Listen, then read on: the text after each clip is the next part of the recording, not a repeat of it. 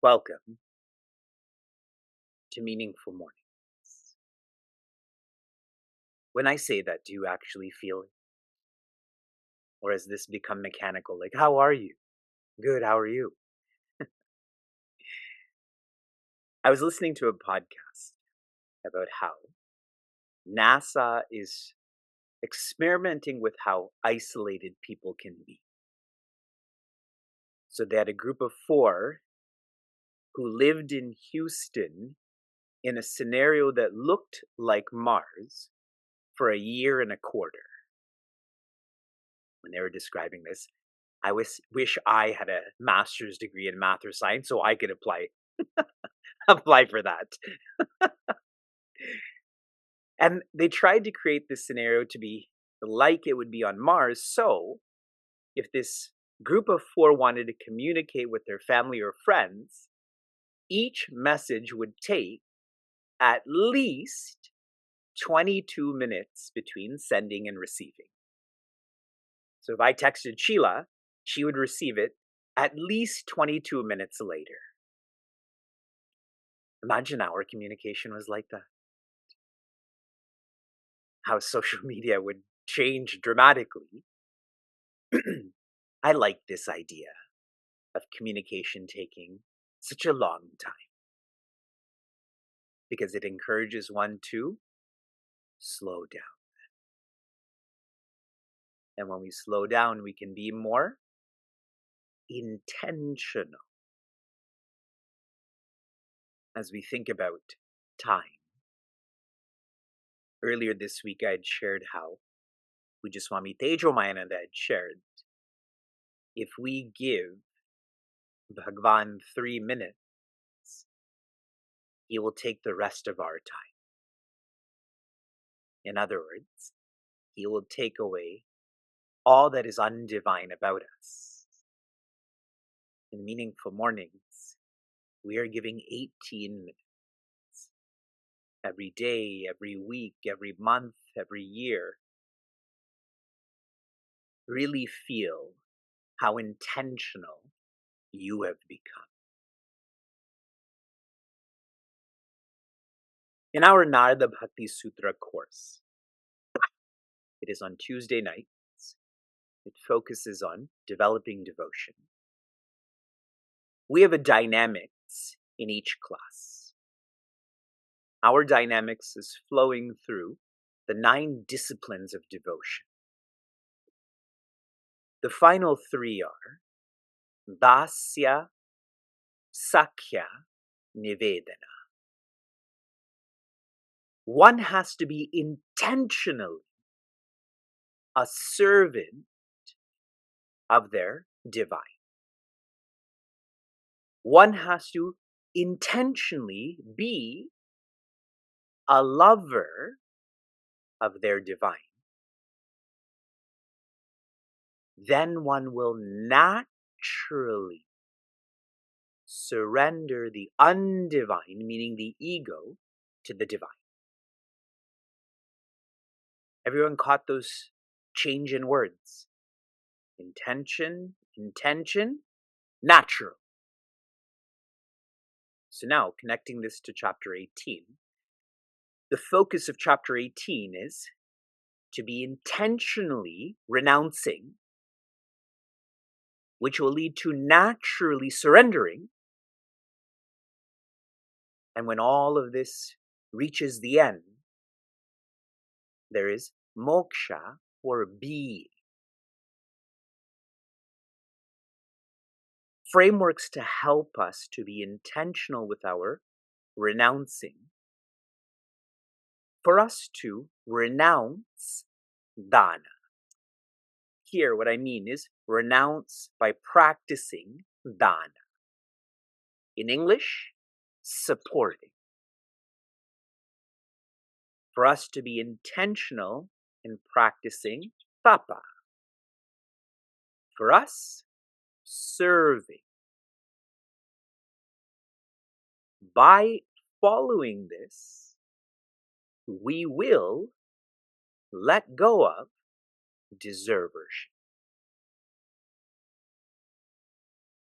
Resources and time, these are measurable. And that's why I'm using the word intentional. If one is following through with dana and tapa, then naturally one will engage in yajna. One will naturally surrender. This is not letting go of deservership. This is letting go of doership.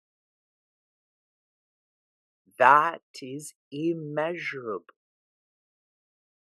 That's why I've removed the word intentional, and I'm emphasizing this is natural. Can you measure how much you love your friends? How much faith you have in divinity? It cannot be proved, so why prove it? You know, your friends know, divinity knows.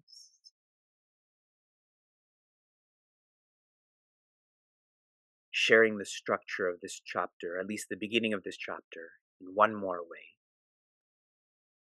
Shri Krishna is employing a teaching methodology called neti, not this. Let go of not this, let go of not this. When you have let go of everything, what remains is iti or asi. Asi means you are divinity. Let go of undivinity, one will hold on to asi. So I'm coming back to what I asked you 2 days ago. How many of you are now relatively clear of what the first 8 verses of the final chapter mean? By show of hands.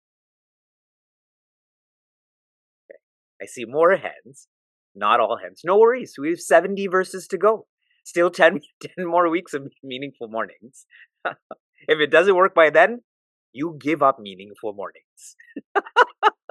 It is ineffective. We are on verse 9.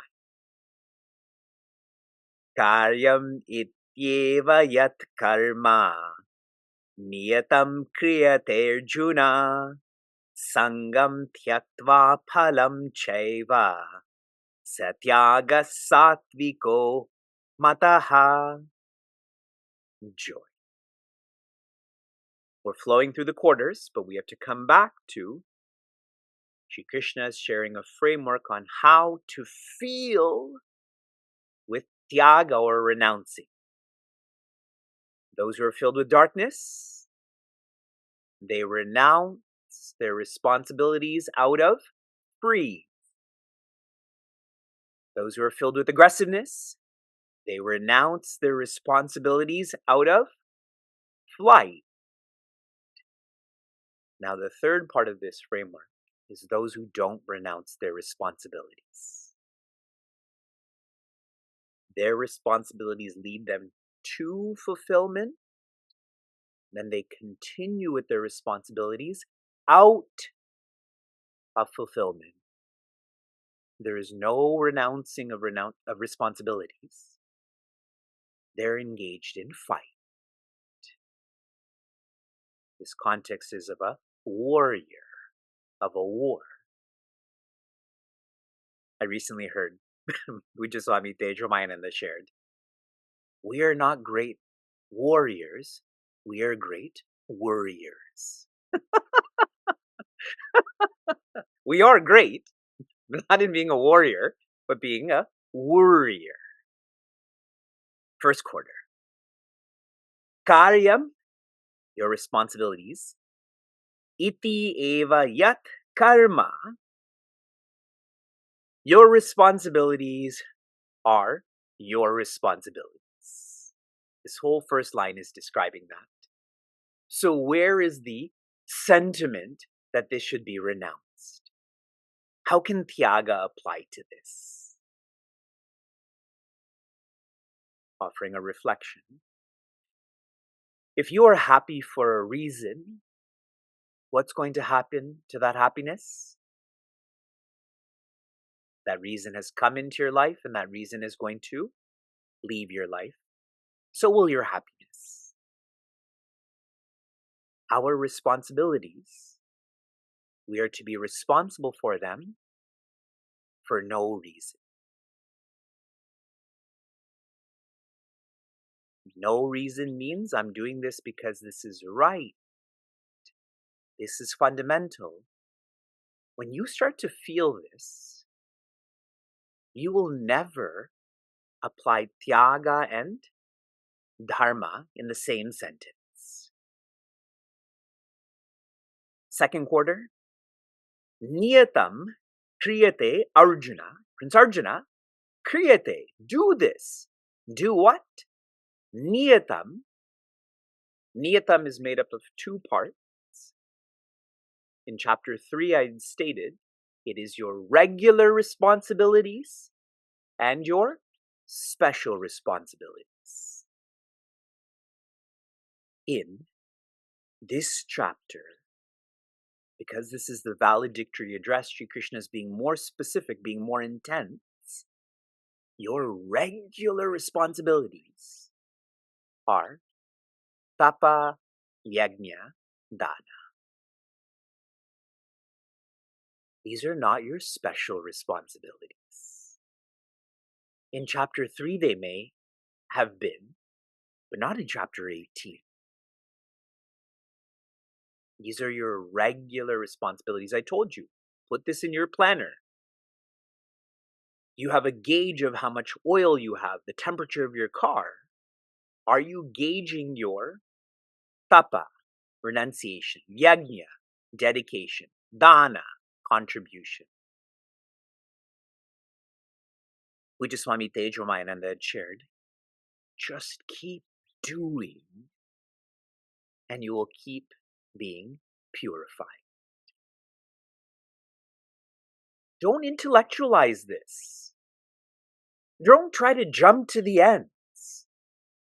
Just do this. And you will go on becoming more and more pure. So now some may think, purity externally is clear. What does purity look like internally?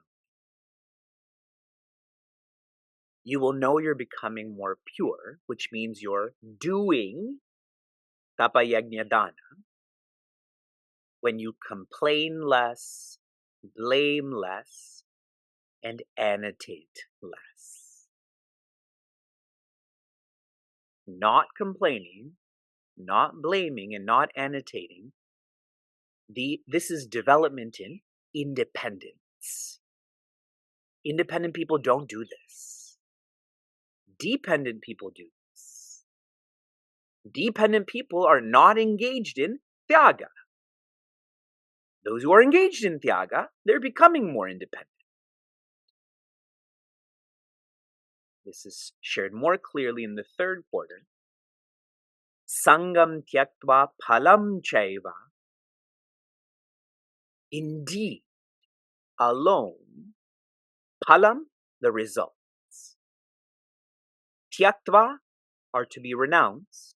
Sangam, the dependence on these results, are to be renounced. Results are a reason. I should be engaged in my responsibilities for no reason. All of our scholars are thinking, yeah, that's unreasonable. Yes?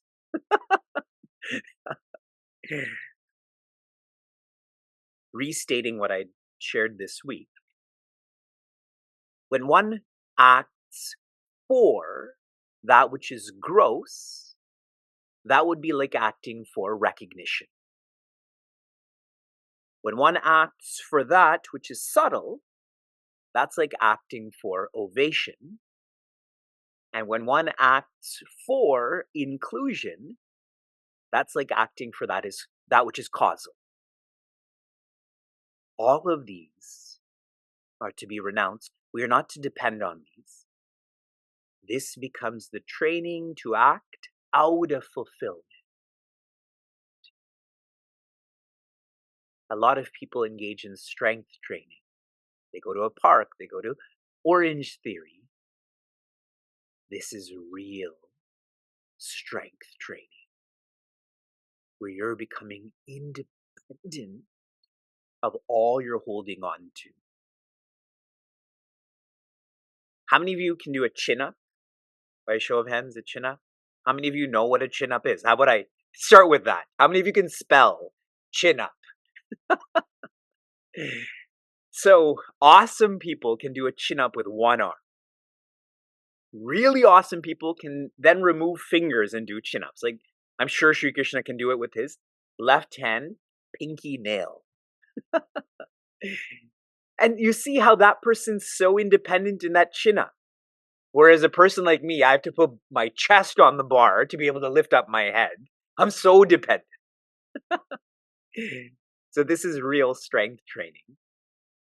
And our final reflection. Pujaswami Chinmayananda's writings are awesome. We're soon going to shift from chanting to reading. This will start on April 8th. 1 month of reading Pujaswami Chinmayananda's writings, so we're more clear about our connection. He has written, these discussions were not so much on what is to be relinquished, but as to how we must abandon and into which field we must act. Satyaga, this is what renunciation is. What kind? Satviko mataha. This is what Sri Krishna feels. This is renunciation. That's the attitude. And what is the field? Tapa yajna dana. To the Lord in the Gita, Tyaga is a subjective renunciation. It is not external. I don't know how many times I have to say that. Of all inner selfishness and desire, which limit the freedom of the individual in his field of activity. You can do this. You must do this. You? Okay, I'm seeing a lot of will. I hope you're not saying wish. You wish you will do this. You will do this.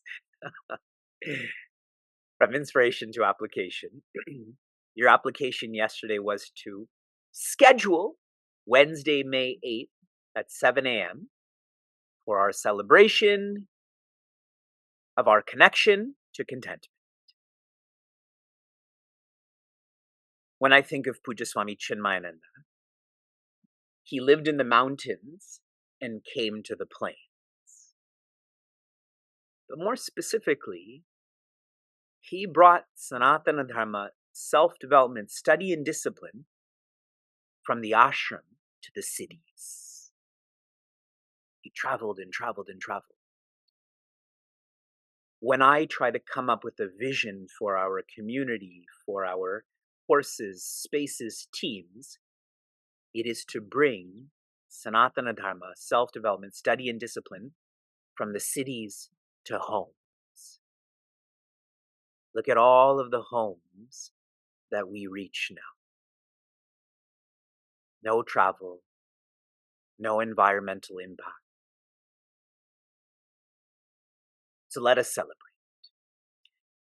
Your application for this morning is, I want you to rate how strong you are. 1 is, you are dependent. 100 is, you are independent. In reference to ROI. Recognition, Ovation, inclusion. How strong are you? Shanti, shanti, shanti. Be joy.